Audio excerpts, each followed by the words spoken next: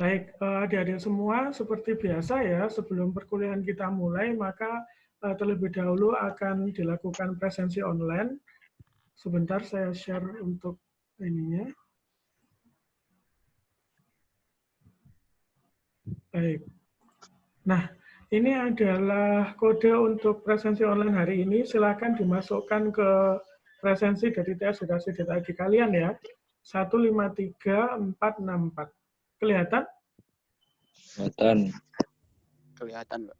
Oke, baik. Silakan untuk ini dulu, presensi online terlebih dahulu.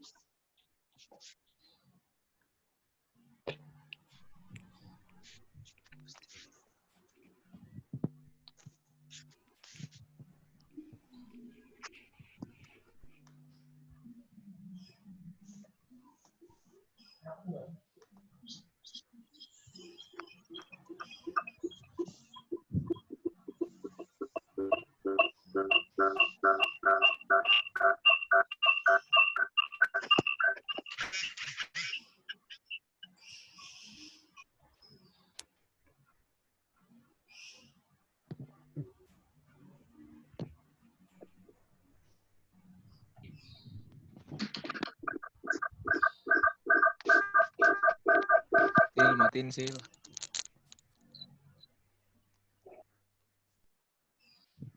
Oke, sudah semua? Sudah. Belum, Pak. Belum, Pak. Benar, Pak. Oke, baik. Silakan.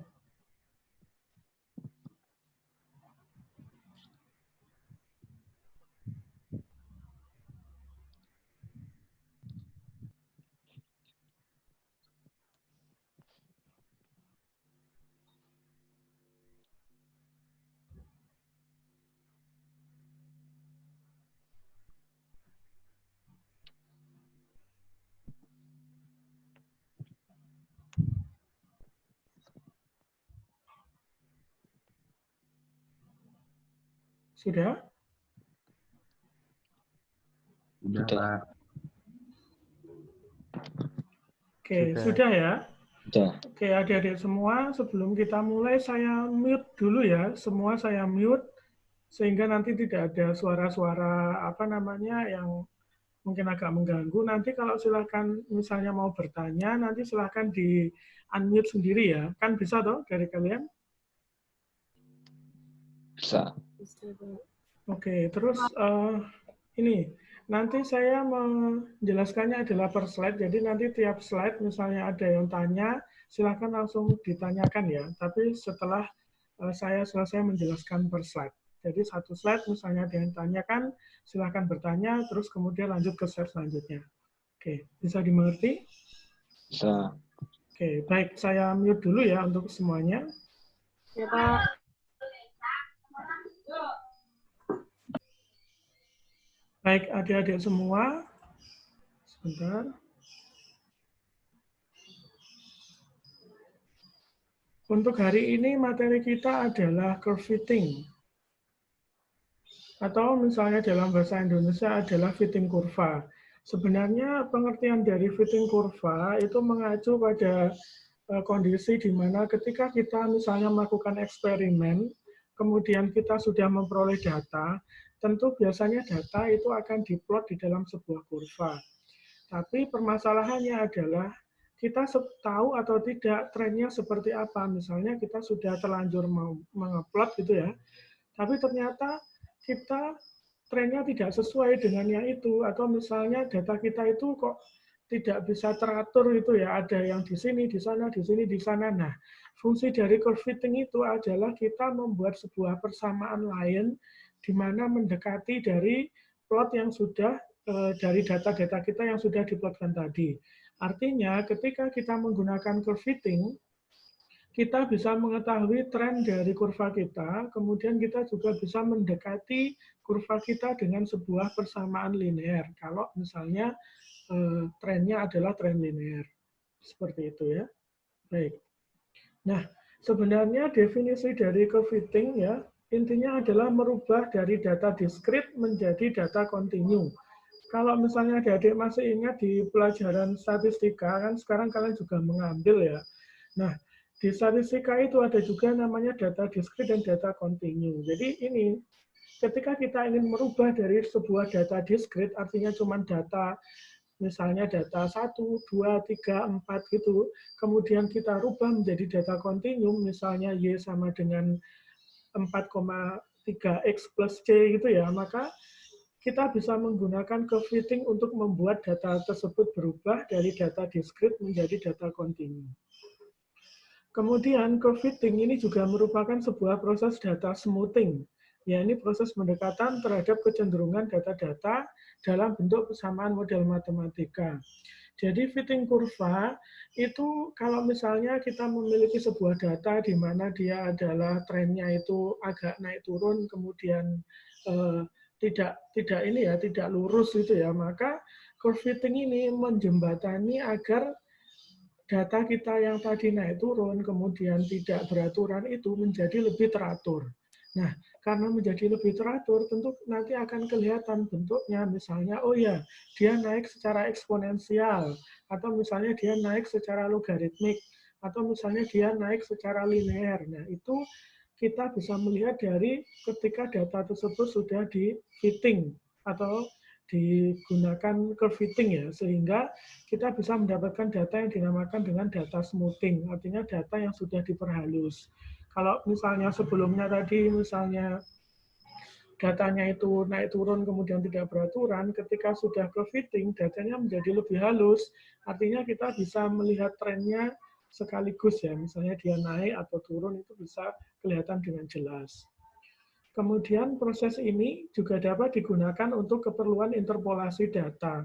Artinya adalah ketika kita berbicara mengenai data, tentu kita nanti dihadapkan pada kondisi misalnya kita disuruh mencari data yang berada di antara dari data-data dan lain, atau data setelah dari data yang sudah kita dapatkan. Misalnya seperti ini.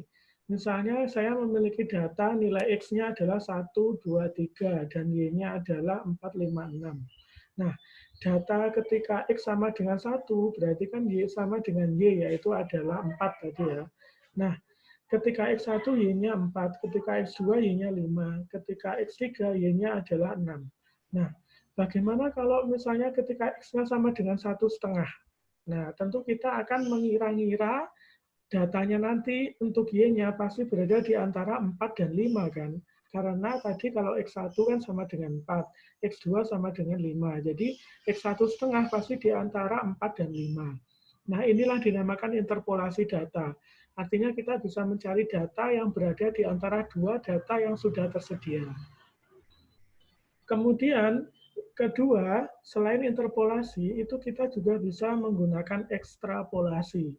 Apa beda interpolasi dan ekstrapolasi? Kalau interpolasi itu kita mencari data di antara dua data yang tersedia. Kalau ekstrapolasi adalah kita mencari data di luar range dari data yang kita punya.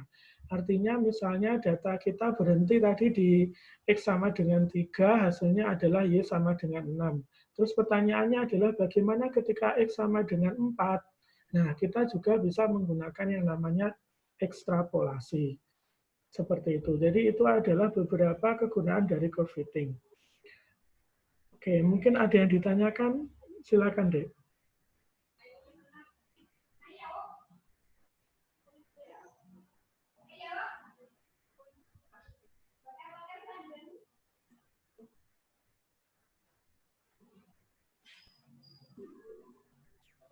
Ada yang ditanyakan mungkin?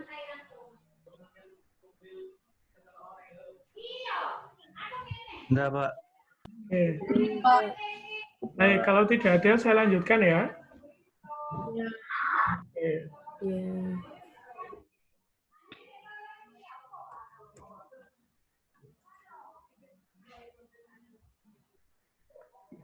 Oke. Kemudian ketika berbicara mengenai fitting kurva, jadi misalnya seperti saya katakan tadi, misalnya saya memiliki X sama dengan X1, X2, X3, kelihatan di sini kursornya? Kelihatan. Kelihatan. Pak. Oke. Nah, Ketika X-nya sama dengan X1, dia memiliki nilai sama dengan Y1. Ketika X2, maka memiliki nilai Y2, dan seterusnya. Ketika kita plot di dalam kurva, maka hasilnya ditunjukkan yang sebelah kiri ini.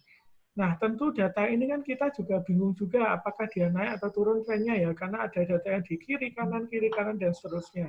Nah, fungsi dari curve fitting itu adalah membuat sebuah persamaan di mana itu nanti akan menunjukkan bagaimana tren dari hasil data ini. Contohnya adalah seperti ini.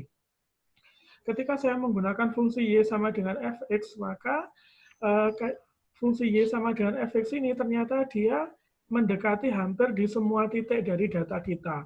Artinya, curve fitting itu adalah kita membuat persamaan baru, yaitu semacam garis seperti ini, di mana hampir semua data itu akan mendekati dengan garis ini, walaupun ada yang tidak mendekati, katakanlah yang sebelah sini ya, ini kan agak jauh dari garis, tapi hampir keseluruhannya itu adalah mendekati dengan datanya. Nah, nanti ini dinamakan dengan, kalau misalnya adik-adik masih ingat di Excel itu, ada yang namanya R kuadrat atau R square. Itu adalah menunjukkan tingkat kevalitan atau istilahnya tingkat kepercayaan dari ini sendiri, dari garis-garis dari ini titik-titik ini, apakah misalnya nanti dia dikatakan sebagai mendekati atau tidak, fit atau tidak. Kalau fit tentu saja nilai R kuadratnya itu mendekati 1. Kalau tidak fit maka R kuadratnya ya mungkin sekitaran setengah atau seperti itu. Nah, nanti kita akan bahas mengenai nilai R kuadrat. Ya. Baik, mungkin ada yang ditanyakan?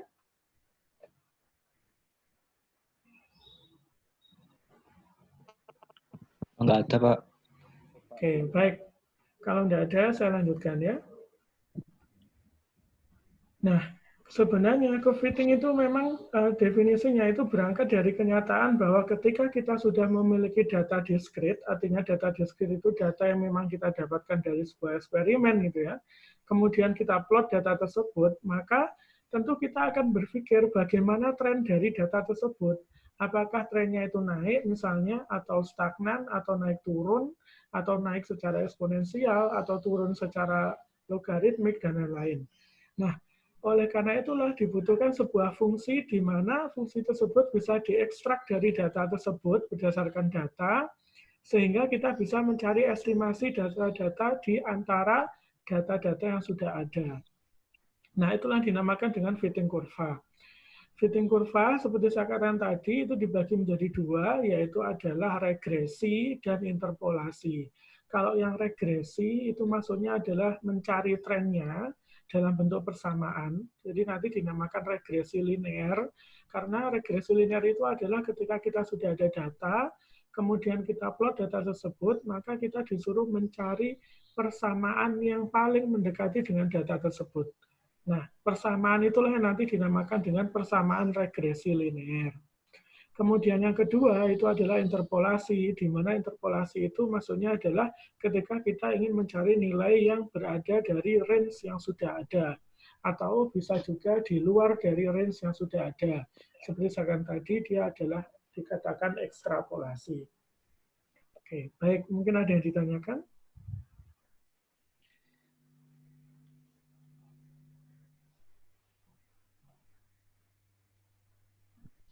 Belum ada.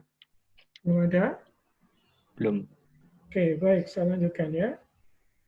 Nah, adik-adik semua, sebelum kita masuk ke dalam lebih jauh lagi, maka adik-adik semua harus ingat-ingat terlebih dahulu mengenai perhitungan statistik. Ini adik-adik semua pasti sudah dapat ketika mempelajari statistik yang pertama kali ya. Jadi ada yang namanya min.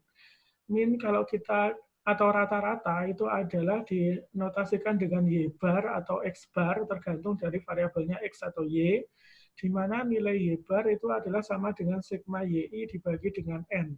Sigma YI berarti adalah jumlah dari data tadi ya, misalnya sampel 1 datanya nilainya sekian, sampel 2 nilainya sekian, dibagi dengan N, di mana N ini adalah jumlah sampel. Ya. Kemudian ada yang namanya standar deviasi, atau kalau di sini disimbolkan SY. Nah, standar deviasi itu adalah nilai akar dari ST dibagi dengan N-1, di mana ST itu adalah dinamakan dengan total sum of square. di mana nilainya adalah sigma dari YI minus Y bar kuadrat. Artinya nilai data dikurangi nilai minnya dikuadratkan. Itu dinamakan dengan ST. Kemudian N itu adalah jumlah sampel, ya, atau jumlah percobaan dikurangi dengan 1.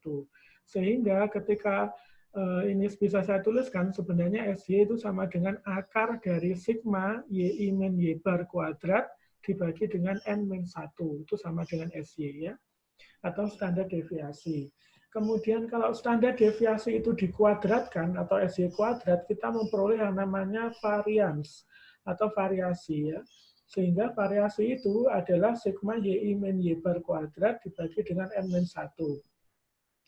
Karena tadi Y barnya itu adalah sigma YI min N, maka kita bisa masuk ke persamaan kedua bahwa S kuadrat Y itu sama dengan sigma YI kuadrat dikurangi dengan sigma YI kuadrat per N. Karena ini Y barnya, ya, dibagi dengan N-1. Kemudian ada lagi yang namanya koefisien variasi. Jadi koefisien variasi itu adalah nilai standar deviasi atau SY dibagi dengan min atau nilai rata-rata, kemudian dikalikan dengan 100%. Oke, silakan, mungkin ada yang ditanyakan. Masih ingat semua? Masih, Pak. Masih, ya? Masih. Yang lain? Enggak, Pak. Lanjut, Pak. Oke. Masih lanjut aja. Ya, baik. Saya lanjutkan, ya. Nah, misalnya seperti ini. Jadi kalau misalnya saya memiliki data sejumlah 24 sampelnya, ya. Kemudian ini ada YI-nya, ada nilai data ke-1, data kedua, data ketiga. Kemudian kita jumlahkan hasilnya 154,8. Kemudian saya di sini ada YI min Y bar kuadrat, di mana ini adalah sum of square, ya. Jadi misalnya YI min Y bar ini, YI-nya di sini kan 6,395. Y barnya berapa? Adalah jumlah dari YI dibagi dengan jumlah sampel. Jumlah YI-nya di sini adalah 158,4, kemudian jumlah sampelnya adalah 24, ya, sehingga Y barnya adalah 6,6. Nah, untuk mencari YI min Y bar kuadrat ini berarti adalah YI-nya 6,395 dikurangi 6,6 dikuadratkan sehingga hasilnya segini, ya. Kemudian yang kedua, misalnya YI-nya tadi 6,435 dikurangi 6,6 Y barnya, kemudian dikuadratkan dan seterusnya. Hasil penjumlahan dari YI min Y bar kuadrat ini di sini tertulis, ya, 0,217. Nah, inilah nanti akan kita gunakan sebagai acuan untuk perhitungan yang lainnya. Yang pertama adalah perhitungan standar deviasi atau SY, itu adalah akar dari YI min Y bar kuadrat dibagi dengan N-1. Jumlahnya YI min Y bar kuadrat adalah 0,217, yang ini tadi. Kemudian N-nya adalah 24 dikurangi 1, sehingga SY-nya adalah sekian, ya. Jadi standar deviasinya adalah 0,097. Kemudian untuk variasinya atau S-square, ya, 0,097133, itu tinggal dikuadratkan saja. Ketemunya adalah 0,009435.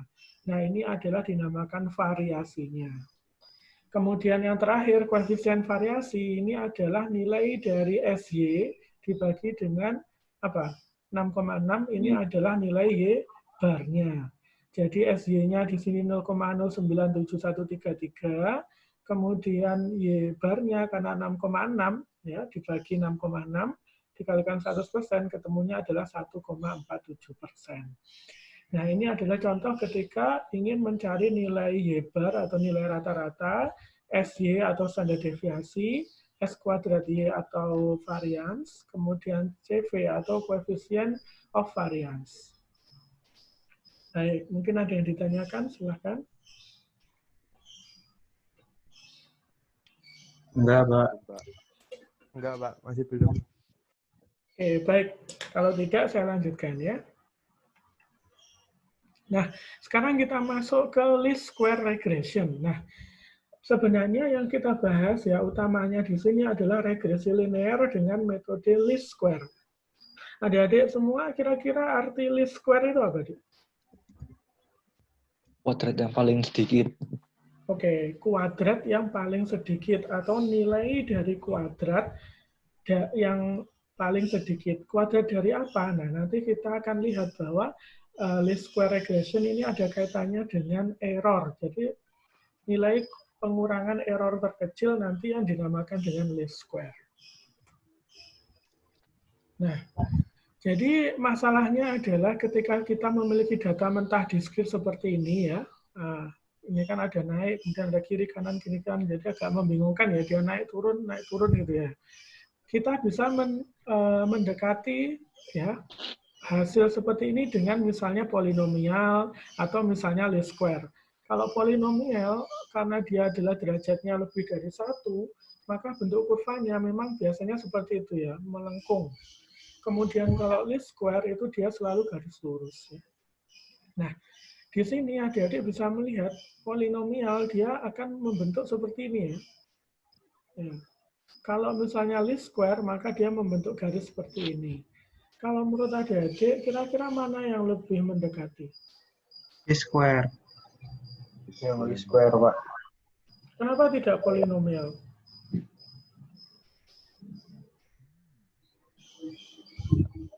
Ada yang punya opini mungkin, kenapa tidak polinomial? Karena puncaknya tinggi banget, jauh dari data yang lain. Oke, baik. Sebenarnya alasannya itu kenapa kok dia tidak polinomial, walaupun dia ketika dibentuk seperti ini, dia sangat fit ya. Tapi kita lihat, kalau adik-adik misalnya adik-adik nanti tugas akhir, kemudian saya ingin meneliti pengaruh dari temperatur temperatur kalsinasi atau misalnya waktu holding gitu ya. Kalau bentuknya seperti ini, kemudian ditanya sama dosennya, lah terus ini berarti trennya bagaimana? Adik-adik bisa menjawab tidak? Ya. Kalau seperti ini, apakah saya benar ketika saya bilang berarti trennya naik, Pak? Benar tidak kira-kira? Ya. Kalau saya bilang trennya adalah naik, kira-kira benar atau salah? Salah, karena ada yang turun. Karena ada yang turun. Jadi ini trennya seperti apa? Dia naik, turun, naik, turun, naik, turun, naik, turun ya. Kalau seperti itu, data kalian tentu saja membingungkan. Misalnya, kalau ditanya, berarti bagaimana pengaruh temperatur kalsinasi? Ini Pak, pengaruhnya naik, turun, naik, turun, naik, turun. Ya berarti kan dia bukan data yang bagus. Kan seperti itu ya, Dek ya. Kita bandingkan dengan least square yang sebelah kanan. Oke, walaupun dia tidak tepat semua datanya masuk di dalam garis, tapi ini mendekati garis lurus kan, kelihatan di sini kan ya. Walaupun tidak tepat di garisnya, titik-titiknya ini data kita, tapi setidaknya kita bisa mengurainya menjadi sebuah garis lurus. Artinya apa? Ketika kita ditanya bagaimana pengaruh misalnya temperatur kalsinasi, oh dia pengaruhnya adalah naik Pak. Artinya semakin tinggi dari X-nya, maka Y-nya juga semakin tinggi. Nah, dari situlah kemudian kita menyimpulkan bahwa kita memerlukan sebuah curve fitting yang benar sehingga data kita yang sudah kita dapatkan itu bisa diolah dengan bagus. Kemudian juga bisa untuk memprediksi, katakanlah kalau dia naik seperti ini, maka bisa nggak kita memprediksi untuk X sama dengan 10? Walaupun kita belum sampai X sama dengan 10. Bisa. Bisa ya, karena dia adalah garis lurus di sini, maka tentu saja kalau misalnya di sini 10 ditarik, ya tinggal tarik ke kiri, maka dia adalah kelihatan Y-nya berapa, karena ini adalah garis lurus. Nah, itulah yang dinamakan dengan curve fitting ya. Baik, ada yang ditanyakan mungkin? Belum, Pak. Oke, kalau belum saya lanjutkan ya. Kemudian kita berbicara mengenai least square regression atau regresi kuadrat terkecil. Ya. Jadi kalau dituliskan nilai dari least square regression itu bisa dituliskan seperti ini ya. Jadi persamaannya adalah Y sama dengan A0 plus A1X plus E. Di mana Y-nya ini adalah fungsinya, A0 ini adalah intercept. Intercept itu adalah titik potong terhadap sumbu, bisa X, bisa Y. Kemudian A1 di sini adalah slope atau kemiringan atau gradien. Kemudian E itu adalah error atau nilai kesalahan. Jadi kalau misalnya saya memiliki seperti ini ya, Y sama dengan 3X min 3, maka 3X 3 di depannya X ini dinamakan dengan slope. Ya. Atau di sini A1-nya ya. Ini adalah slope atau kemiringan dari mana? Dari sini. X per Y. Di sini ada, oh walaupun ini nggak benar ya, harusnya sini 3/1. Nah, kemudian untuk yang A0 atau dinamakan dengan slope, A0 adalah intercept, itu adalah titik potongnya. Titik potong di sumbu Y itu dinamakan dengan intercept. Nah, kemudian ketika kita menuliskan Y sama dengan A0 plus A1X plus E, maka nilai E saja, maka kita tinggal geser ya, bahwa nilai E-nya itu sama dengan Y minus A0 minus A1X. Nah, nilai E-nya inilah nanti yang kita buat rujukan sebagai perhitungan least square-nya atau kuadrat terkecilnya ya. Kenapa? Karena yang kita inginkan ketika sebuah kurva itu dikatakan fit, maka nilai dari error-nya bagaimana kira-kira? Besar atau kecil? Kecil. Kecil ya. Kecil. Nah, nilai error yang kecil itu dilihat dari mana? Dari persamaan ini, bahwa nilai E itu sama dengan Y minus A0 minus A1X. Nah, semakin kecil nilai E-nya, maka nanti kita dapatkan kurva yang paling mendekati fit atau paling mendekati kenyataan dari data kita. Seperti itu. Baik, silakan mungkin ada yang ditanyakan.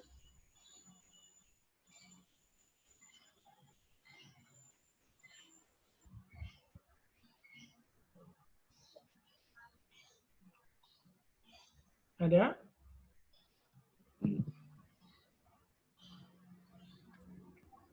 Nggak ada, Pak. Belum, Pak. Oke. Di sini slope-nya, tadi kan yang dinamakan dengan slope itu kan Y per X ya. Di sini kan Y-nya 3, kemudian X-nya 1, sehingga di sini ketemunya adalah 3 ya. Kemudian intercept itu adalah titik potong di mana nih garis ini dia memotong sumbu Y. Ternyata di sini adalah min 3, sehingga intercept-nya itu adalah min 3, yaitu A0 di sini ya. Kemudian slope-nya itu adalah Y per X 3/1, sehingga untuk A1X-nya itu adalah 3X, di mana A1-nya itu sama dengan 3 ya. Oke. Baik, saya lanjutkan ya. Nah, kriteria dari best fit itu dibagi menjadi 3. Jadi, ketika kita ingin mencari mana yang lebih cocok atau mana yang lebih fit terhadap kurva atau data kita, maka ada 3 kemungkinan. Yang pertama adalah meminimalkan jumlah dari residual atau data error. Tadi kan jumlahnya itu kan Y minus A0 minus A1X. Ketika menggunakan kriteria A, maka nilainya ini, YI minus A0 minus A1X1, itu diharapkan adalah yang paling kecil. Nah, sehingga diperoleh di sini garis atau titik ya, titik pada garis ini ya, titiknya ini dinamakan dengan midpoint. Cuman kekurangannya dengan menggunakan metode ini adalah hanya ada satu pertemuan ya. Artinya kalau dia arahnya ke sana datanya, kemudian ini titiknya ke persamaannya ke sini ya, maka tidak memenuhi untuk semua data ya, karena satunya datanya arahnya ke sana, sementara fitting kita arahnya ke sini. Jadi tidak sesuai atau kurang fit istilahnya. Jadi kalau cuma menjumlahkan ini saja itu kurang. Kemudian kriteria kedua, ini selain menjumlahkan, nilainya kemudian dibuat harga mutlak. Artinya adalah meminimalkan jumlah nilai absolut dari residual atau data error. Kalau yang ini tadi cuma dijumlah, kalau yang ini itu di harga mutlakan. Nah, gambarnya adalah seperti ini. Jadi misalnya saya poinnya adalah ke sana, maka ada poinnya ke sini juga. Di penyelesaiannya adalah misalnya ada yang memenuhi ke sini dan lain-lain. Cuman kalau seperti ini, maka kita ada banyak sekali garis-garis yang bisa melewati sini ya. Dan garis misalnya di atasnya sini itu juga bisa dikatakan benar. Di sini juga bisa dikatakan benar. Jadi ini juga masih belum memenuhi ya untuk dikatakan best fit. Kemudian yang ketiga ini adalah metode least square. Jadi metode least square ini adalah ini tidak mengalami intercept sebenarnya atau mengalami tapi sedikit. Tapi yang dilakukan kita adalah semakin meminimalkan jarak dari ini ke sini ya. Jaraknya semakin diperkecil itu dinamakan least square. Bagaimana mengecilkan jarak ini? Dengan cara dikuadratkan errornya tadi, atau namanya SR ya. Sum of residual, sum square of residual itu adalah nilai dari E. Tadi E kan rumusnya YI minus A0 minus A1X1, kemudian datanya itu dikuadratkan. Nah, ini yang dinamakan dengan least square. Oleh karena itulah kenapa dia dikatakan least square, karena nilai dari SR yang dikuadratkan nanti akan dicari nilai yang paling kecil jumlahnya. Nah, itulah yang nanti dikatakan sebagai best fit atau yang paling fit dengan data kita. Baik, mungkin ada yang ditanyakan, silakan.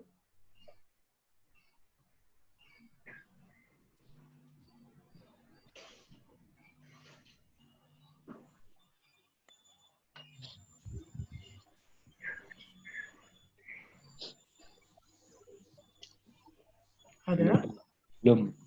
Oke, baik. Kalau belum, saya lanjutkan ya.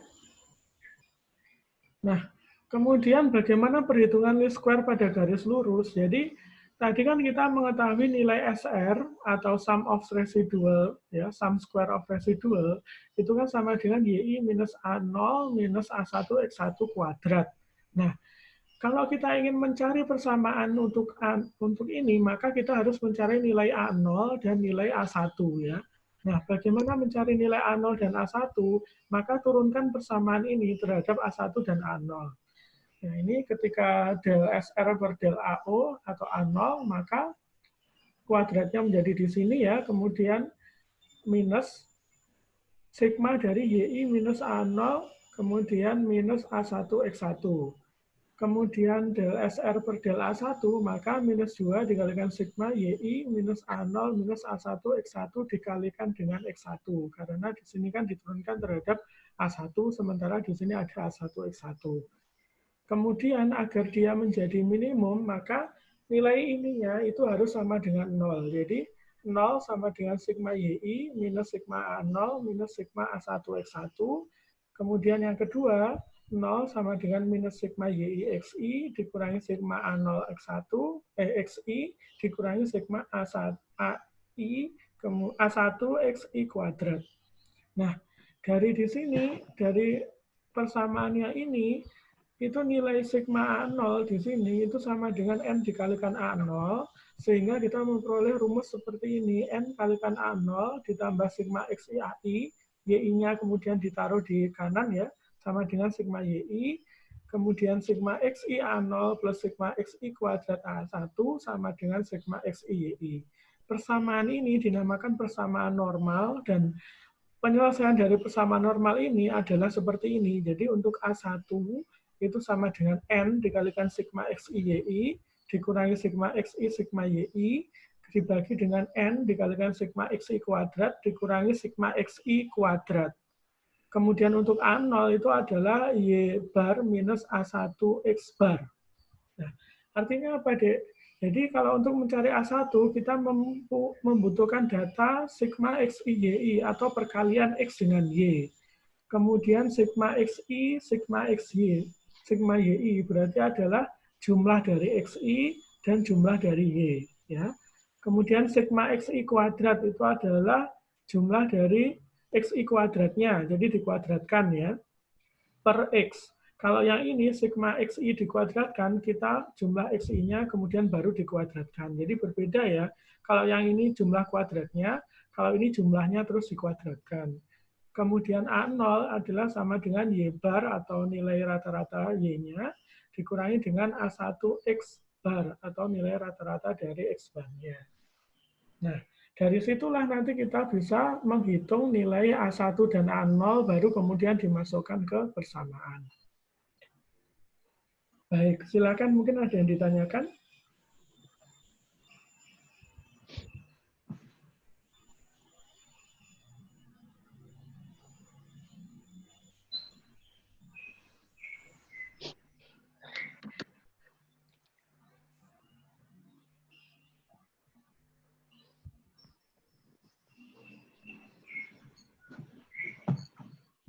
Halo?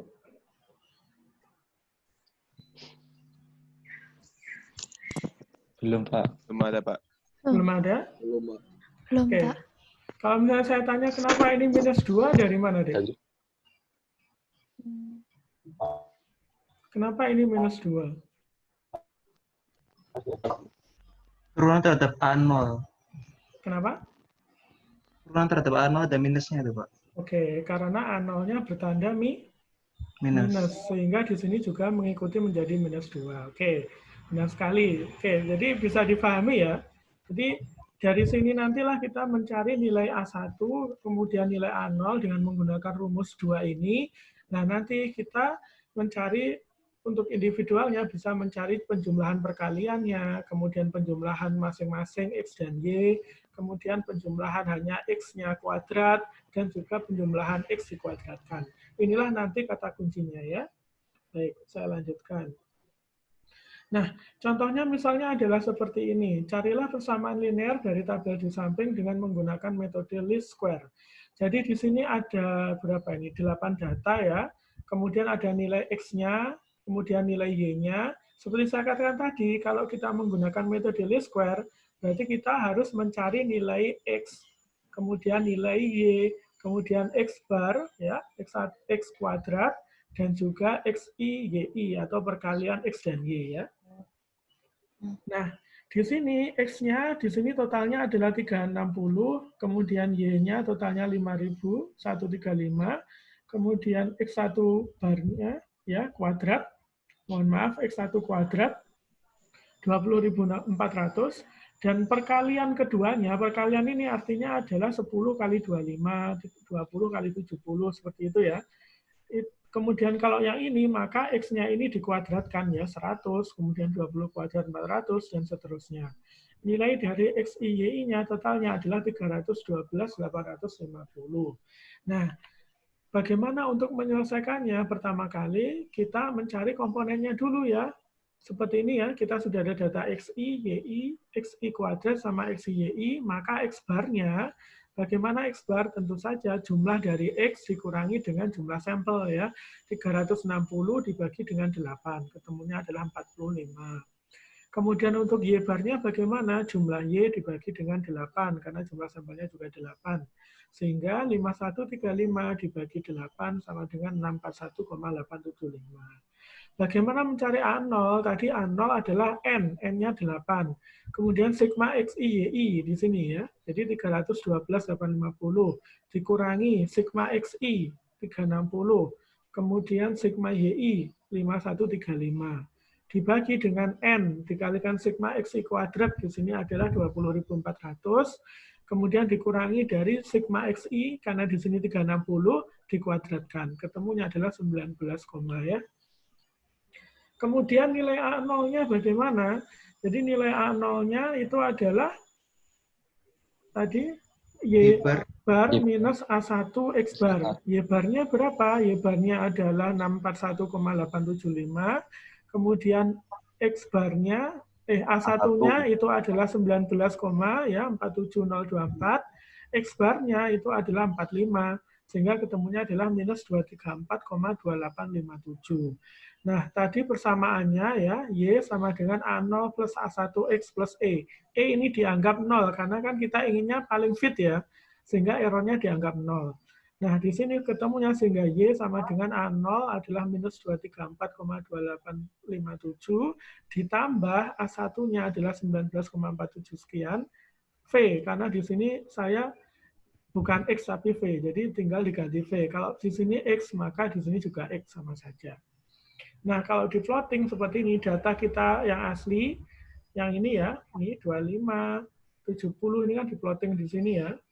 Nah, kemudian ini yang garis miring ini, yang garis hitam ini adalah persamaan Y ini. Nah, dari sini kita bisa melihat beberapa data itu sesuai ya, tepat berada pada garis, tapi beberapa data juga agak menyimpang, tidak masalah. Nah, dari sini nanti kita bisa mengetahui nilai R kuadratnya, nanti perhitungannya ada, jadi tahu seberapa besar dia menyimpangnya dan dia dikatakan fit atau tidak. Oke, nah ini adalah contoh soalnya. Mungkin ada yang ditanyakan, silakan. Ya, Pak, mau tanya. Ya. Itu kan X-nya diganti V, itu berarti Y-nya diganti F berarti. Oke, nah kalau misalnya seperti itu ya F sama dengan 2,234,2857 plus 19 sekian V. Ya, ya harusnya F. Iya. Masih, Pak. Ya. Ada lagi? Pak mau tanya. Silakan. Agak besar suaranya ya. Itu kan itu selalu dianggap 0 atau kadang diketahui di soal, Pak? Itu biasanya dianggap 0. Kadang juga ada perhitungannya sendiri. Nah, di sini kita membahas mengenai perhitungan E-nya itu. Errornya. Ya, makasih, Pak. Oke, sama-sama. Yang lain?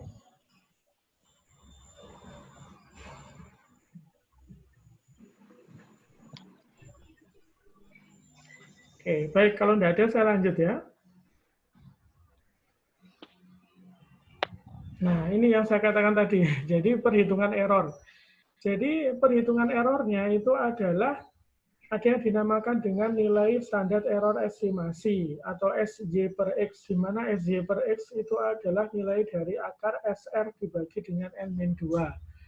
SR-nya ini kan tadi sama ya, SR itu sama dengan error. Jadi YI minus A0 minus A1 X1 kuadrat.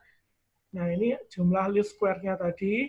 Nah, nilai dari akar SR ini dibagi dengan N-2, di mana N-nya ini adalah jumlah sampel, itu dinamakan SY per X, yaitu nilai standar error estimasi, yaitu SY per X. Kalau digambarkan di dalam kurva, nah, yang dinamakan dengan residual, tadi kan ada YI, kemudian di sini misalnya ada A0 plus A1XI. Nah, A0 plus A1XI ini dia tepat memotong garis ini ya, garis persamaan kita atau regression line. Nah, jarak ini, jarak dari YI dikurangi A0 dikurangi A1X1, artinya YI minus ini, itu sama dengan residual. Oke. Kemudian, bagaimana kita mengetahui tingkat residualnya itu besar atau tinggi atau kecil ya? Nah, kalau seperti ini dibandingkan dengan yang seperti ini, tentu saja kita sudah bisa melihat ya, yang seperti ini karena dia titik-titiknya itu mendekati garis, maka dikatakan residualnya kecil. Kalau yang di sini karena titik-titiknya jauh dari garis, banyak sekali yang jauh dari garis ya, dikatakan residualnya besar. Oke, mungkin ada yang ditanyakan?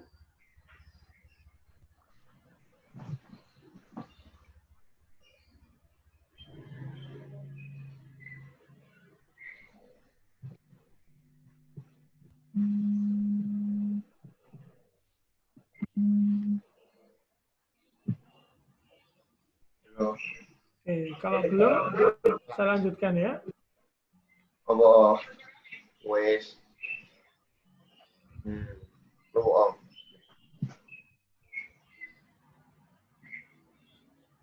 Oke.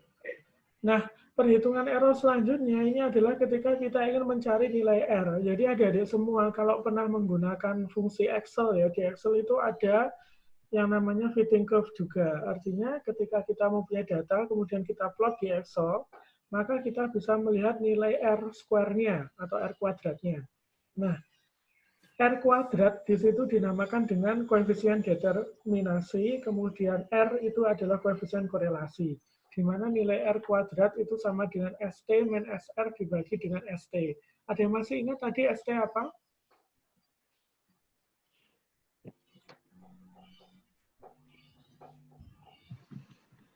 ST tadi?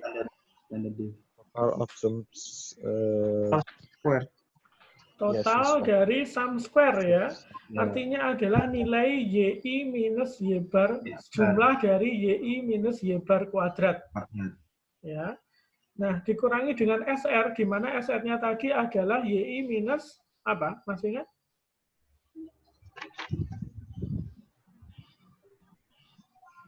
YI minus Y minus A1 minus A0 minus A1 XI kemudian dikuadratkan ya. Nah, jadi untuk mencari koefisien determinasi itu adalah ST minus SR dibagi dengan ST ya.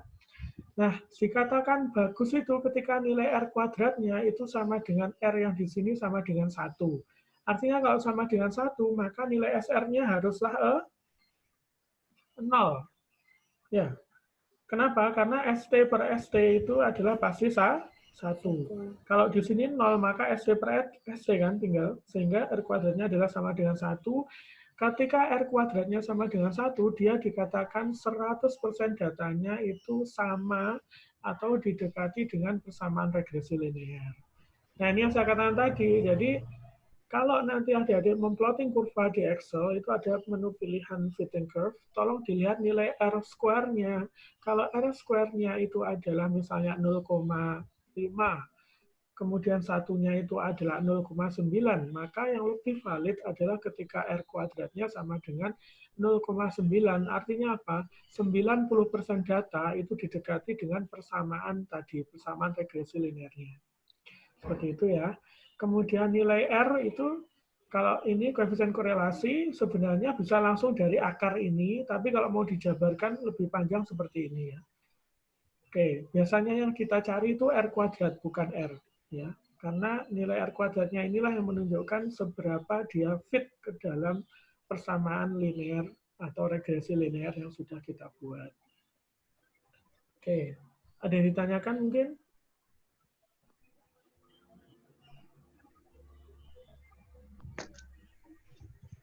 Kalau yang R kecil buat apa, Pak?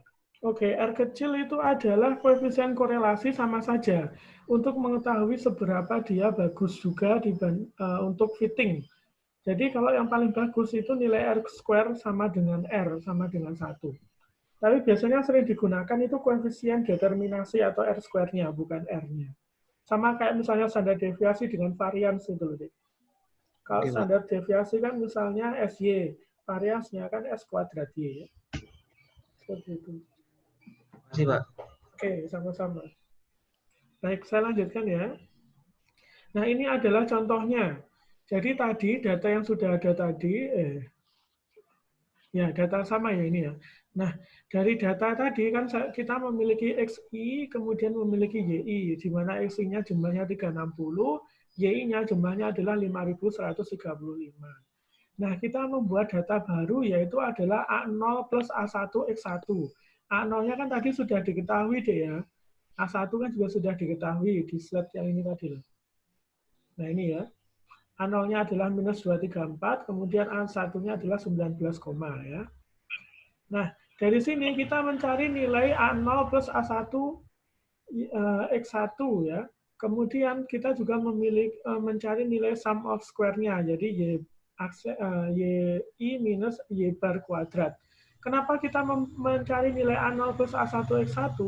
Karena kita akan mencari nilai ini. Apa ini? Ada yang tahu? R, Pak. Ini adalah SR, ya, SR atau sum of square-nya.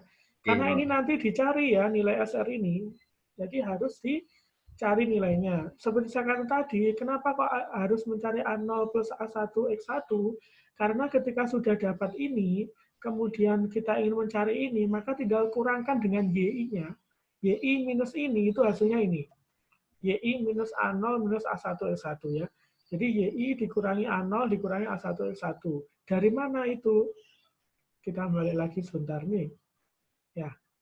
Jadi nilai YI dikurangi A0 plus A1 X1 itu sama dengan YI minus A0 minus A1 X1, di mana ini itu adalah residualnya atau errornya. Ya. Sampai sini mungkin ada yang ditanyakan? Ya. Jadi kenapa kok kemudian di sini ada A0 plus A1 plus X1 untuk memudahkan mencari ini, ya. Untuk memudahkan mencari YI minus A0 minus A1 X1. YI sudah ada di tabel, kita mencari nilai untuk A0 plus A1 X1. Nah, residualnya ya tinggal kita kurangkan. Nih tadi, makanya di sini hasilnya ini adalah dari mana? YI minus ini. Berarti 25 dikurangi minus 39,58 ya. 25 plus 39 berapa itu? Ada yang tahu? Jadi itu ceritanya adalah 25 sini loh. Ini itu sama dengan YI di sini dikurangi 11 ini. Artinya adalah 25 dikurangi minus 39,58 ya. Ada yang tahu hasilnya berapa? 64,58. Oke, coba dikuadratkan berapa hasilnya?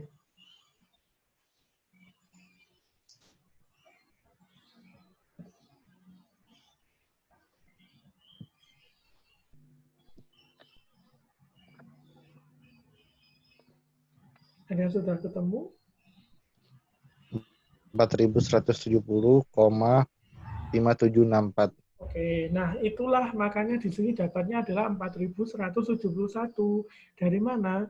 Dari YI dikurangi ini, 25 dikurangi minus 39,58. Dapatnya tadi ya 64 sekian, dikuadratkan hasilnya adalah ini. Jadi bisa difahami ya. Kemudian ini juga sama, 70 dikurangi 155 ya. Kemudian dikuadratkan hasilnya adalah segini. Nah, ini ada totalnya 216,118 residual errornya. Ini adalah sum of square-nya yaitu 1.808,297. Nah, kita masuk sekarang karena pertanyaan itulah standar deviasi, standar error estimasi, dan koefisien determinasi. Yang pertama adalah standar deviasinya. Standar deviasinya itu adalah akar dari Y minus Y bar kuadrat dibagi dengan N-1. Masih ingat? Ya, jadi SY itu sama dengan akar dari Y minus Y aksen, Y minus Y bar kuadrat dibagi dengan N-1. N-nya adalah 8, jumlah datanya, dikurangi 1, ketemunya adalah 508. Ya. Kemudian standar error estimasi, SY per X tadi adalah akar dari ini, SR. dibagi dengan, tadi sudah dijelaskan belum ya? ST ya? Mana tadi? Nah ini, N-2, kelihatan? Iya, Pak. N-nya tadi adalah 8 dikurangi 2. SR-nya sudah diketahui ini ya, Y minus A0 minus A1 X1 kuadrat. Ini jumlahnya adalah sekian. Kemudian dimasukkan ke sini dibagi dengan N-2, di mana N-nya ini adalah jumlah sampel dikurangi 2, ketemunya adalah 189,79. Nah, di sini catatannya adalah kalau nilai dari standar error estimasi itu lebih kecil dari standar deviasinya, maka fittingnya ini bisa dikatakan lumayan bagus. Kemudian kita lihat koefisien determinasi. Nilai R kuadratnya itu adalah nilai dari Y ini, S tadi apa? ST ya. ST dikurangi dengan ini, SR dibagi dengan ST, ya kan? Ini loh, ST mana tadi? Nih, ST-nya kan 21, oh mohon maaf. ST-nya kan tadi 1.808.297 ya, atau ST itu sama dengan Y minus Y bar kuadrat, dikurangi dengan ini residual atau SR, dibagi dengan ST. Ketemunya adalah sekian. Nah, kalau nilai R kuadratnya itu sama dengan 0,8805, artinya apa? Artinya sebanyak 88 sekian persen data itu bisa fit dengan persamaan regresi linear yang digunakan. Jadi persamaan kita tadi kan, mana tadi? Ini ya, Y atau F sama dengan minus 234, sekian plus 19, sekian V. Artinya persamaan ini bisa untuk memenuhi hampir 88 data yang kita buat. Seperti itu kesimpulannya ya. Nah, jadi perhitungannya tidak hanya sampai ke tadi persamaannya, oke persamaannya Y sekian, tapi juga sampai ke perhitungan koefisien determinasi dan standar error estimasinya. Oke, baik, mungkin ada yang ditanyakan? Belum. Enggak ngantuk? Enggak ya? Aman, Mak. Oke. Enggak, Pak. Ya, baik. Saya lanjutkan ya. Oke, nah ini pertanyaannya, Dek. Monggo dijawab. Mana yang lebih fit dari A sama B ini kira-kira? Yang A itu rumusnya adalah Y sama dengan 1052X minus 54.589. Yang B itu rumusnya regresi linearnya adalah Y sama dengan 1,2X plus 0,6. Yang A R kuadratnya 0,447, yang B R kuadratnya adalah 0,97. Ini dari Excel ya. Kira-kira kalau menurut kalian mana yang lebih fit? B. B, Pak. Karena R kuadratnya lebih besar. Ya. Yang B, Pak. Yang B. Ya, itu ya. Jadi adik-adik semua diingat-ingat. Jadi nanti misalnya waktu tugas akhir atau misalnya waktu praktikum, kemudian disuruh perhitungan regresi linear di praktikum tersebut, pastikan data kalian ketika di-plotting dalam Excel itu memiliki nilai R square atau R kuadratnya, itu adalah mendekati 1. Semakin mendekati 1, maka data kalian semakin valid ya. Semakin jauh dari 1, seperti yang kiri atau A itu, maka bisa dikatakan data kalian itu tidak valid. Artinya terlalu banyak data yang dia apa istilahnya ya? Ya, menyimpang. Jadi kalau misalnya dalam eksperimen itu harus diulang lagi seperti itu ya. Oke, baik. Saya lanjutkan ya. Kemudian yang kedua adalah bagaimana ketika persamaannya itu berbentuk non-linear. Nah, karena tadi dinamakan regresi linear, artinya persamaannya itu pasti linear ya, Dek ya. Tapi ada beberapa persamaan non-linear yang juga sering terdapat di ini ya, pengaplikasiannya, tapi solusinya adalah kita melinearisasinya, artinya merubah dari persamaan yang non-linear tersebut menjadi persamaan linear. Contohnya saya memiliki yang pertama ada 3 biasanya. Yang pertama adalah model eksponensial, yang kedua adalah power equation, yang ketiga adalah saturation growth rate equation. Kalau misalnya eksponensial model, maka Y sama dengan alpha 1E pangkat beta 1X. Kalau simple power equation, Y sama dengan A2X pangkat beta 2. Kemudian kalau saturation growth rate itu adalah Y sama dengan A3X per beta 3 plus X. Di mana nilai alpha 1, alpha 2, alpha 3, beta 3, beta 2, beta 1, beta 3, itu adalah nilai konstanta. Nah, bagaimana untuk, ini kan persamaan tadi, kalau yang ini eksponensial ya, kalau boleh di bahasa umumnya ini eksponensial, kalau bahasa umumnya ini adalah logaritmik. Kalau ini nggak ada bahasa umumnya, jadi tetap saturated, biasanya dia dalam bentuk seper ya. Nah, kalau yang ini, ketika kita memiliki pangkat eksponensial, maka ketika dilinearisasi, maka bentuknya adalah menjadi len. Nah, ingat-ingat ya, kalau dia eksponensial, bentuknya menjadi len. Kemudian kalau dia power equation, maka bentuknya menjadi log. Ya. Kemudian kalau saturation growth rate, itu bentuknya adalah menjadi seper. Jadi versusnya ini seper Y versus seper X, ini log Y sama log X, yang ini adalah len Y versus len X. Nah, dari gambar kurva seperti ini, ketika dilinearisasi akan membentuk garis seperti ini. Jadi dia sudah bentuk linear. Oke. Ada yang ditanyakan mungkin? Pak, kalau semisal kita di sumbu X-nya seper, tapi sumbu Y-nya len, bisa, Pak? Sumbu X-nya seper, sumbu Y-nya len. Iya. Oke. Berarti itu bukan termasuk dalam 3 persamaan nonlinear ini. Oh, oke, Pak. Iya. Terima kasih, Pak. Iya, sama-sama.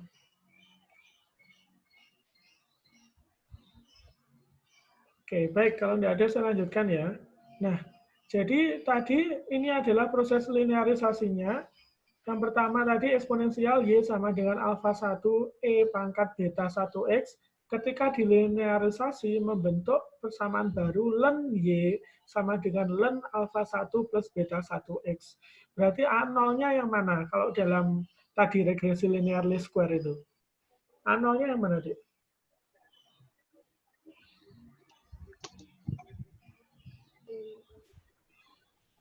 Ada yang tahu?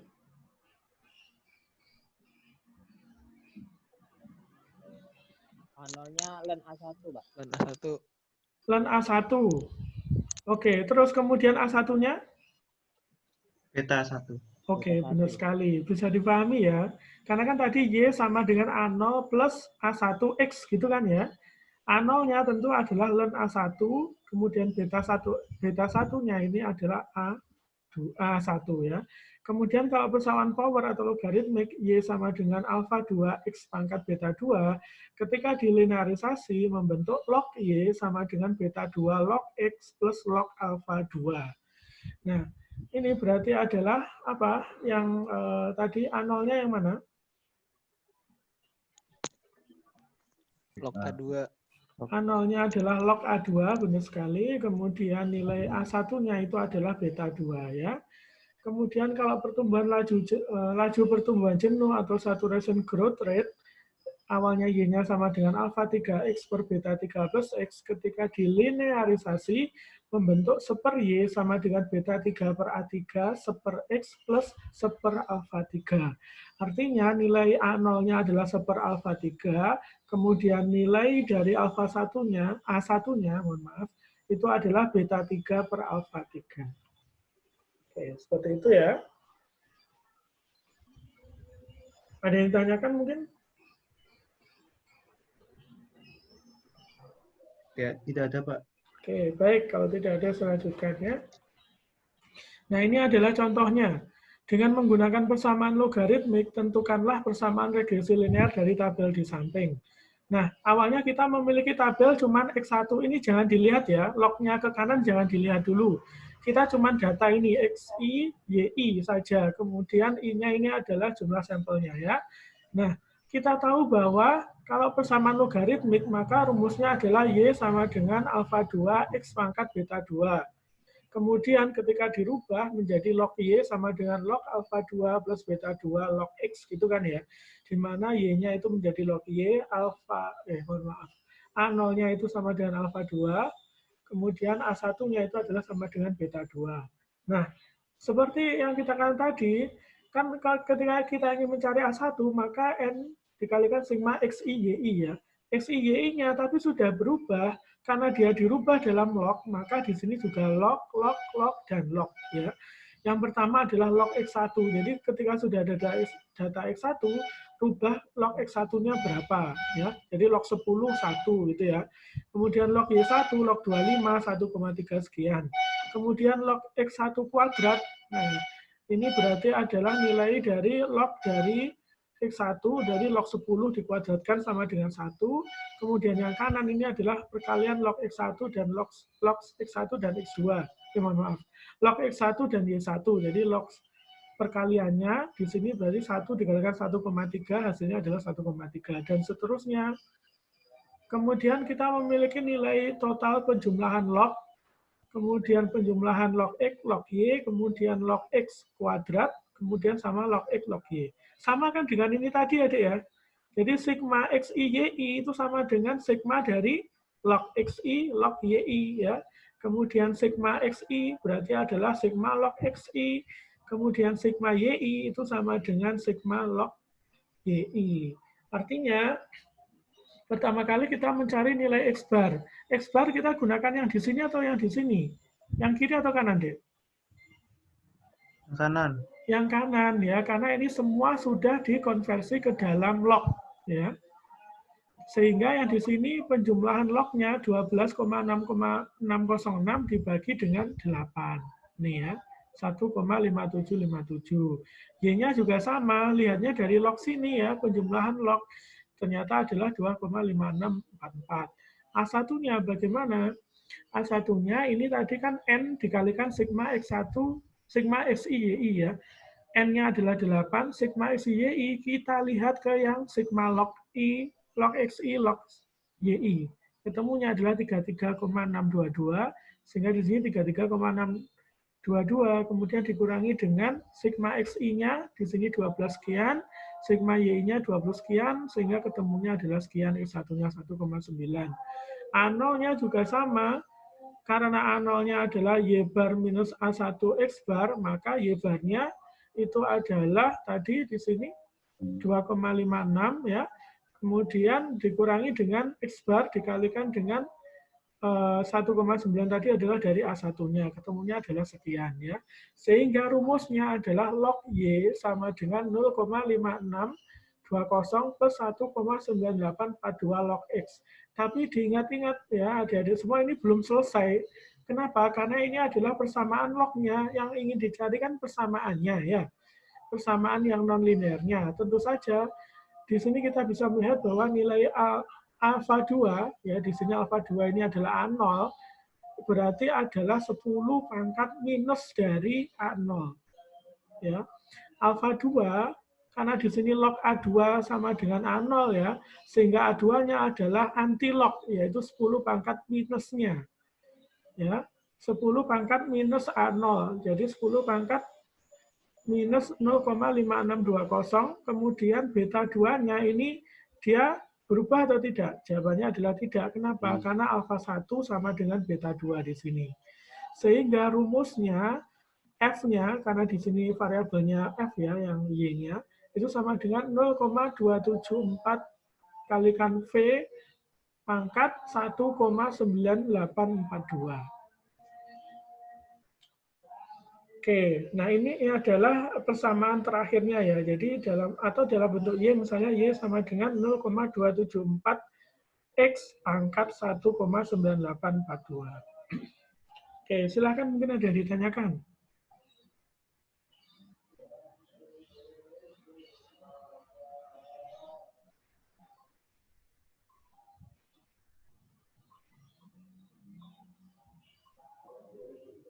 Ada? Silakan.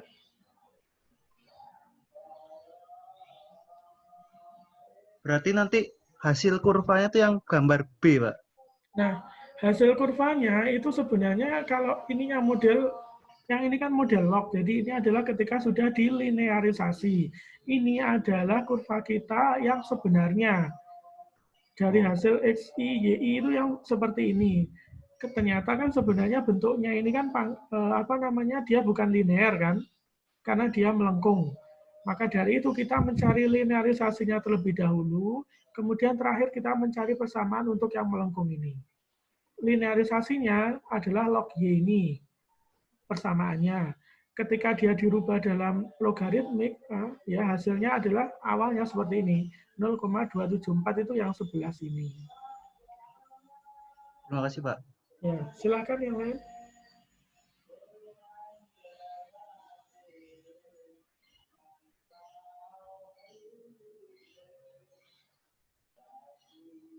Ada mungkin?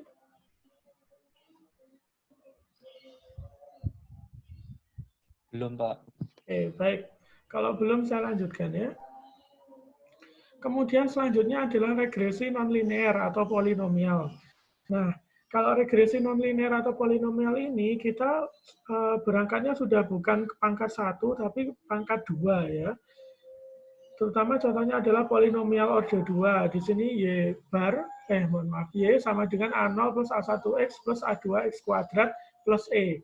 Sehingga SR-nya itu adalah sigma atau penjumlahan dari YI minus A0 minus A1XI minus A2XI kuadrat dikalikan dipangkatkan 2, dikuadratkan ya.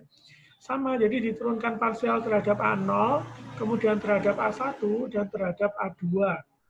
Di sini ya, jadi SR-nya diturunkan terhadap A0, A1, dan A2.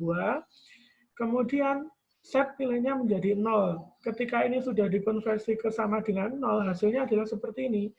Jadi ini ya, N, kemudian sigma SI kuadrat, sigma XI kuadrat, sigma XI pangkat 3, sigma XI kuadrat, sigma XI pangkat 3, sigma XI pangkat 4, kemudian sigma YI, sigma XI YI, sigma XI kuadrat YI. Adik-adik familiar nggak dengan bentuk ini?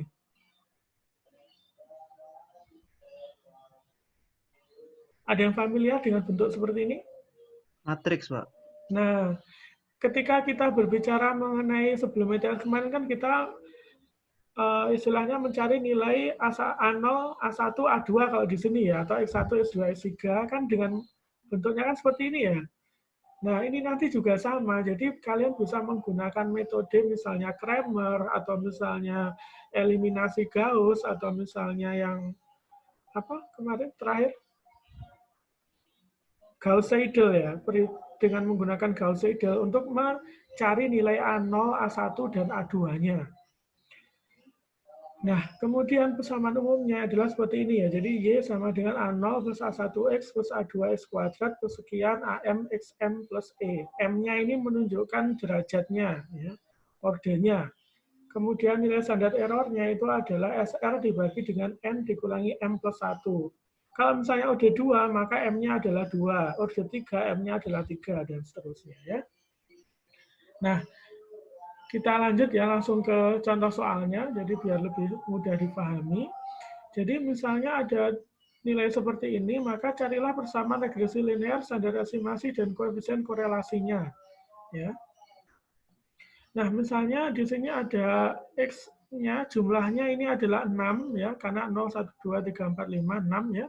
Kemudian YI di sini ada. Kemudian dari data itu kita mengetahui semua komponen tadi ya. Jadi ada sigma XI, kemudian sigma YI, sigma XI kuadrat, sigma XI pangkat 3 dan seterusnya seperti ini tadi ya. Nah, ini. Jadi ada sigma XI kuadrat dan seterusnya. Baru kemudian kita masukkan ke persamaan ini ya, sehingga membentuk sebuah matriks. Nah, di sini ternyata N-nya itu adalah jumlah ininya, X-nya 6, dan seterusnya ya, sampai sini. Nah, bagaimana untuk mencari nilai A0, A1, dan A2-nya? Maka kita menggunakan misalnya eliminasi Gauss, ternyata dapatnya adalah A0-nya itu adalah 2,4786, kemudian A1-nya itu adalah 2,3593, kemudian A2-nya adalah 1,8607. Sehingga rumusnya itu menjadi Y sama dengan A0 plus A1X plus A2X kuadrat. Jadi Y sama dengan 2,4 sekian plus 2,4 sekian X plus 1,86X kuadrat. Nah, ini adalah persamaan regresi linear dari persamaan kuadratiknya. Kemudian perhitungan SY per X-nya itu adalah akar dari di sini YI minus A0 minus A1XI minus A2XI kuadrat. Ya, jadi perhitungannya lebih double lagi ya. Jadi ketemunya totalnya adalah di sini 3,74657, sehingga 3,74657 dibagi dengan ini tadi N minus M plus 1. Ya. N-nya itu adalah jumlah sampel dikurangi M-nya. M-nya ini adalah ordernya. Karena ini order 2, maka 2 plus 1. Ketemunya 1,1. Kemudian R kuadratnya itu adalah nilai dari 2,51 ini adalah ST-nya tadi ya, 2,51 2501 3,39 dikurangi dengan ini tadi ya, nilai SR-nya dibagi dengan ST dikali dengan 100% ya, ketemunya adalah 99,851%. Kemudian kalau di plotting dalam kurva adalah bentuknya seperti ini. Jadi dia adalah kurva parabola. Baik, silakan mungkin ada yang ditanyakan.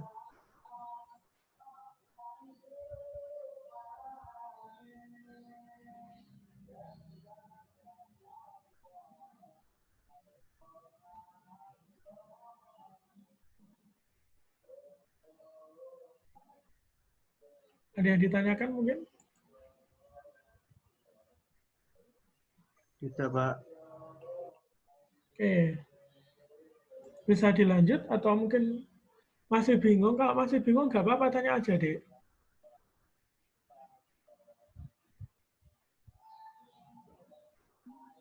Pak, nilai sigma X1, sigma Y1, dan lain-lain itu udah diketahui di soal ya? Iya, udah diketahui di soal. Karena kalau kalian suruh menghitung sendiri ya, berarti nanti dikasih nilainya, nilai X-nya sekian itu diketahui, kemudian disuruh mencari sigmanya. Tapi kalau tidak, itu biasanya sudah dihitungkan.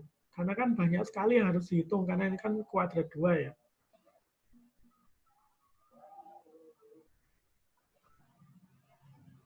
Ada lagi mungkin?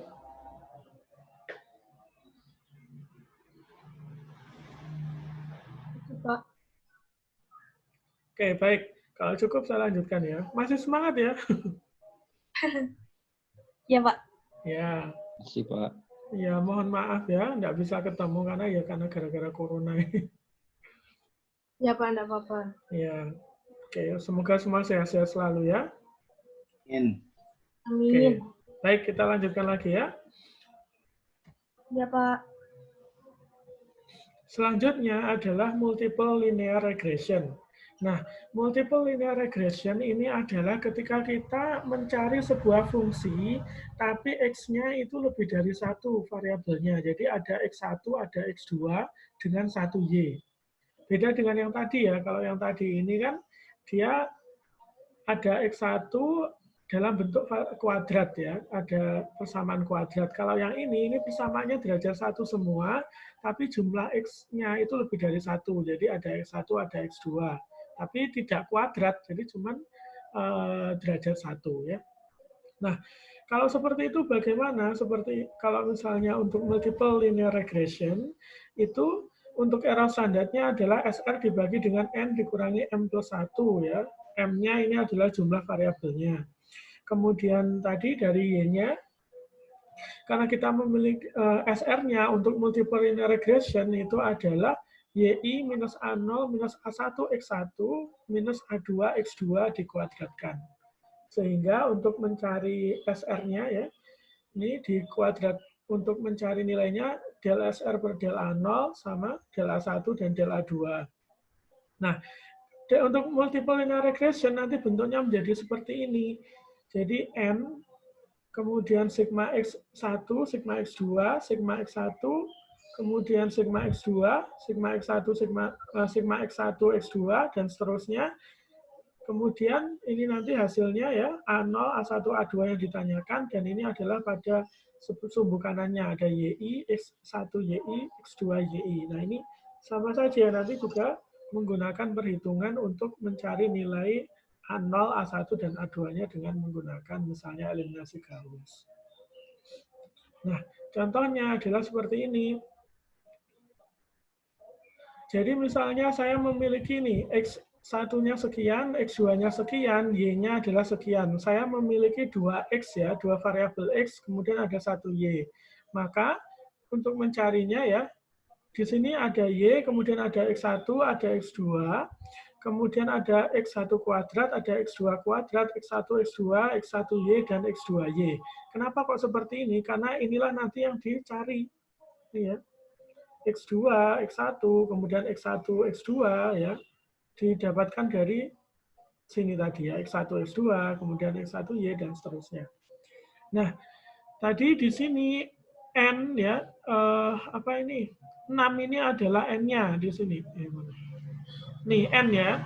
Kemudian sigma X1, ya, sigma X1 berapa di sini adalah 16,5. Jadi di plot di dalam sebuah matriks ya. Kemudian sigma X2 di sini adalah 14 ya, dan seterusnya, sehingga ketemunya adalah bentuk persamaan seperti ini, diselesaikan dengan menggunakan bisa Gauss atau Kramer, ketemunya A0, A1, dan A2-nya adalah min 3.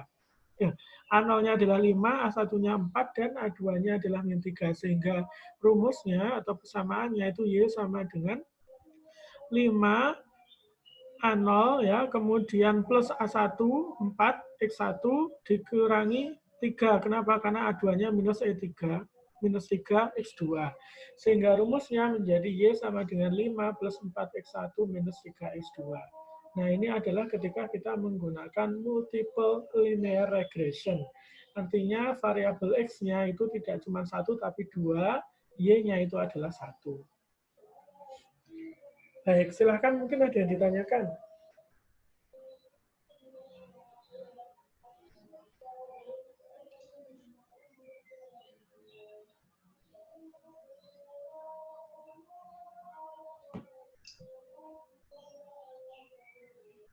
Ada mungkin? Belum, Pak. Jadi adik-adik semua, sebenarnya intinya ini adalah kalian mencari apa saja yang dibutuhkan dalam tabulasinya itu ya. Itu sangat membantu kalian. Katakanlah seperti ini tadi ya. Tentu saja kalau nanti soalnya adalah multiple linear regression, adik-adik harus mencari N. N-nya sudah diketahui ya. Kemudian sigma X1, sigma X2, sigma X1, X2, itu yang kalian masukkan di dalam tabulasi. Ya. Kemudian kalau ditanya di sini adalah sigmanya, maka kan jumlahnya. Berarti kalian plotting semua, kemudian kalian jumlah. Ini akan sangat cepat membantu kalian untuk menyelesaikannya problem yang berkaitan dengan regresi linear. Ya, seperti itu. Nah, ini ada contoh misalnya saya memiliki data dari eksperimen X-nya adalah sekian, kemudian Y-nya adalah sekian. Carilah persamaannya dengan menggunakan regresi linear. Kalau menggunakan regresi linear secara ini tidak ada penjelasan lebih lanjut, maka gunakan metode least square yang paling awal tadi ya. Nah, sehingga kita mencari ya nilai XI, YI sama XI kuadrat ya. Tidak perlu kita mencari YI kuadrat. Kenapa? Karena dari rumusnya tidak ada yang membutuhkan YI kuadrat. Bisa dipahami? Oleh karena itu, seperti saya katakan tadi, adik-adik harus memahami dulu apa saja yang dibutuhkan komponennya. Tidak harus dituliskan semua ya, Dek ya. Contohnya misalnya nilai ini ya, di sini B ini maksudnya adalah A1, A ini adalah A0 ya. Nah, X bar-nya berarti kan sigma X ini 152 dibagi dengan 10 karena jumlah sampelnya 10 ya, sehingga 15,2. Kemudian Y bar-nya ini adalah jumlah Y dibagi dengan 10, berarti 18,6. B atau A1 itu adalah N kalikan sigma SI dikurangi sigma SI sigma YI dikalikan dibagi dengan N sigma XI kuadrat dikurangi sigma SI dikuadratkan. Artinya sigma SI YI di sini adalah 2432. Oh, salah ketik ya saya. 2432 ini harusnya 10 kalikan kemudian dikurangi dengan sigma XI-nya ini adalah 152. Kemudian dikalikan dengan Y-nya adalah 186. Kemudian dibagi dengan N-nya adalah 10. Kemudian sigma XI-nya ini 2912. Kemudian dikurangi dengan sigma XI 152 dikuadratkan. Ketemunya adalah sekian. Nah, ini adalah nilai dari A1-nya. Nilai dari A0-nya adalah Y bar minus A1X bar ya. Sehingga 18,6 dikurangi 15,2 dikalikan minus 0,6569 sehingga ketemunya adalah 28 sekian. Sehingga persamaannya Y sama dengan A0 plus A1X 28,58 minus 0,65X. Nah, dari sini mungkin ada yang dibingungkan.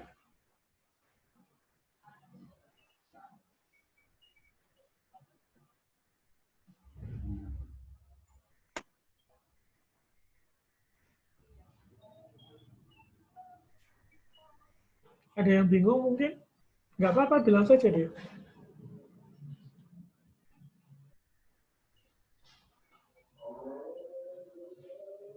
Belum, Pak. Belum? Oke, baik. Kalau belum, saya lanjutkan ya. Insya Allah tinggal sedikit lagi kok, teman.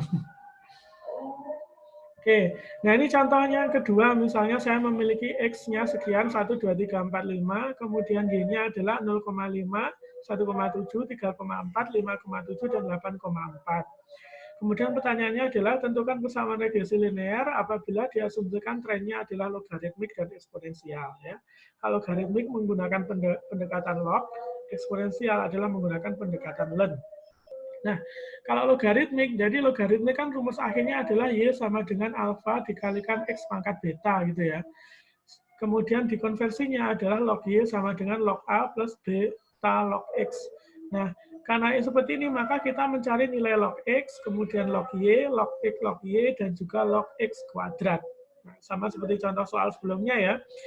Kemudian tinggal kita masukkan saja X bar-nya itu adalah jumlah log di sini, bukan di sini loh ya. 2 ini tidak perlu dijumlah. Kenapa? Karena semuanya dikonversi ke dalam log. Jadi X bar-nya adalah 2,0791 dibagi dengan 5 jumlah datanya. Kemudian Y bar-nya juga sama ya.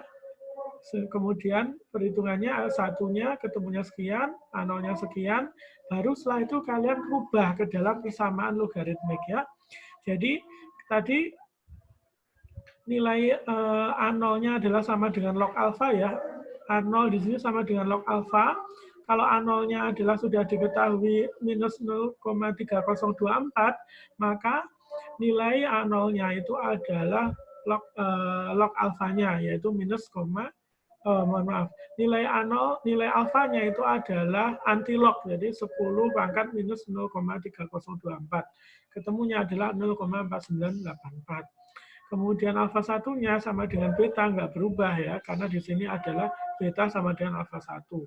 Jadi sama dengan 1,7572, sehingga persamaannya adalah Y sama dengan alfa 1, alfa, yaitu 0,4984 dikalikan X pangkat alfa 1, yaitu 1,7572.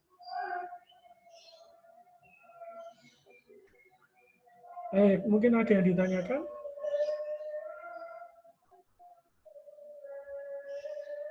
Pak. Ya. Ada yang ditanyakan mungkin?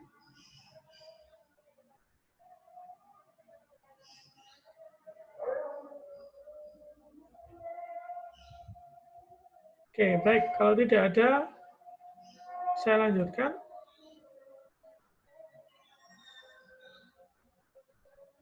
Oke, nah ini adalah ketika kita eksponensial ya.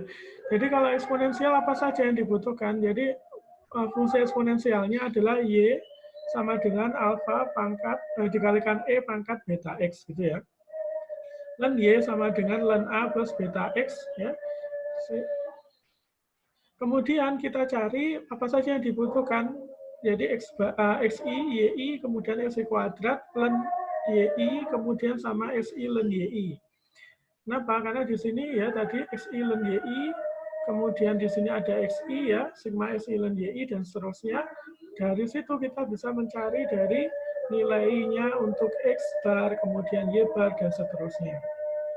Nah, X barnya ini adalah sigma XI dibagi dengan N, yaitu adalah 15 dibagi dengan 5 ya, sama dengan 3.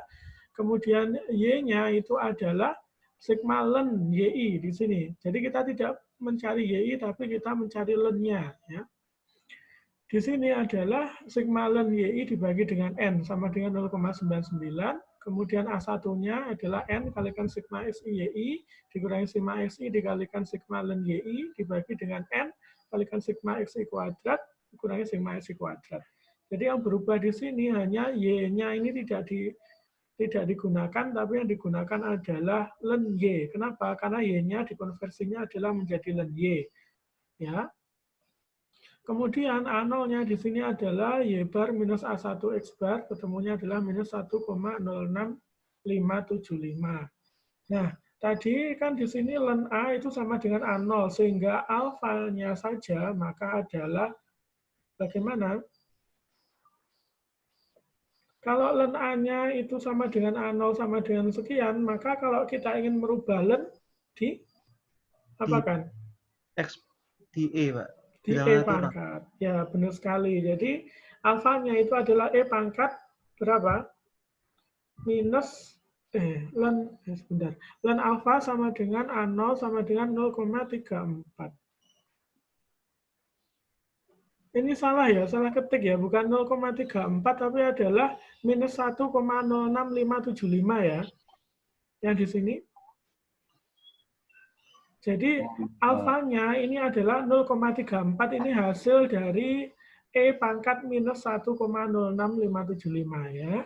Jadi ketika ln A-nya adalah sekian, maka A-nya itu adalah E pangkat minus 1,06575, ketemunya adalah 0,3447.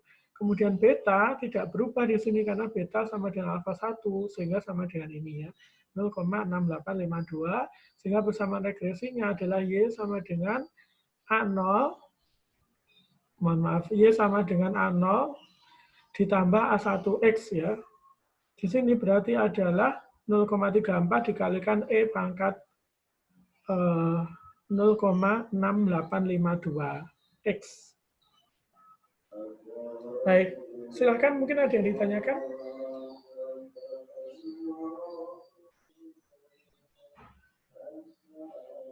Belum, Pak. Oke. Yang lainnya bagaimana ini? Ngantuk ini jangan-jangan.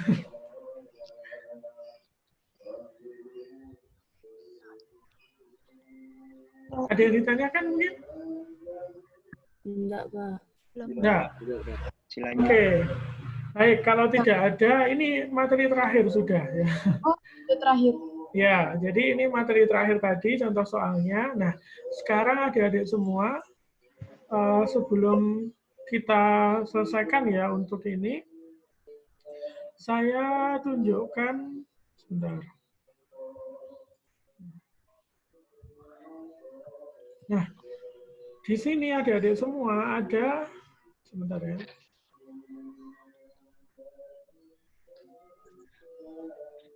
Nah, nanti silakan masuk ke MyTS Classroom, kemudian di sini ada tugas ya.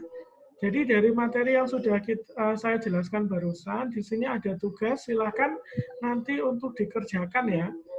Coba saya tunjukkan. Nah, di sini ada tugas .pdf ini silakan di-download, kemudian dikerjakan, baru kemudian di-submit ya, Dek ya.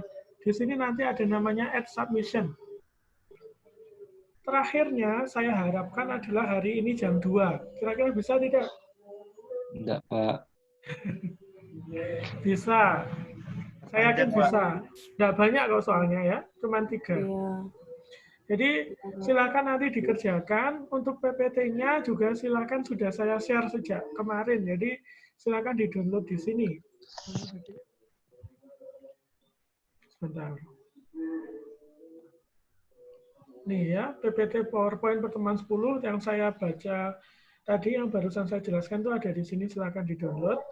Nah, nanti silakan dikerjakan ya, ditulis tangan, kemudian dikirim via assignment ini, maksimalnya adalah jam 2. Kalaupun telat pun tidak masalah, bisa di-submit ya, bisa tetap di-submit, tapi ya nanti ada pengurangan nilai ya. Seperti itu. Saya rasa waktu 2 jam itu masih lumayan ya, 2,5 jam kan kalau sekarang. Oke, silakan mungkin kalau ada yang ditanyakan. Ya, Pak, tadi deadline-nya jam berapa tadi? Jam 2. Oh, jam 2. Ya. Nanti pengumpulannya dalam bentuk PDF ya, Dek? Iya, Pak. Ada format namanya nggak, Pak? Itu NRP saja. Nanti PDF-nya dinamai NRP kalian aja. Oke, makasih, Pak. Ya, sama-sama. Ada lagi mungkin yang lain?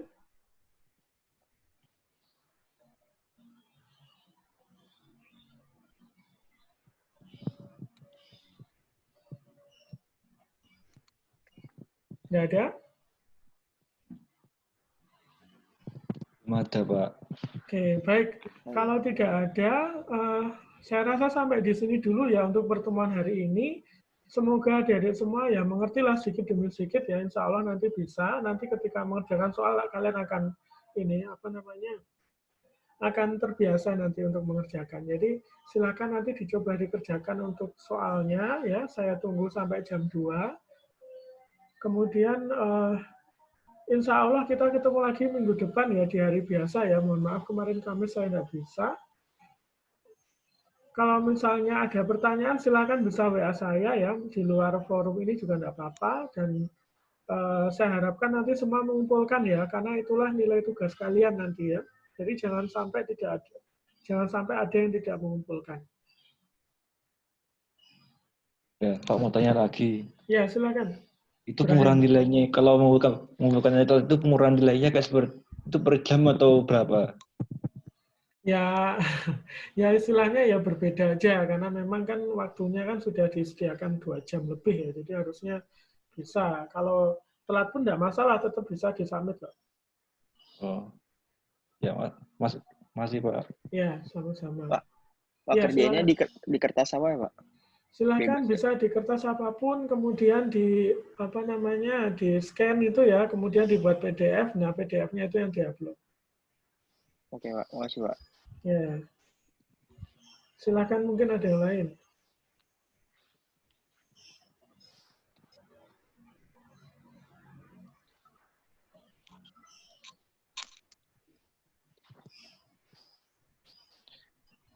Tidak ada?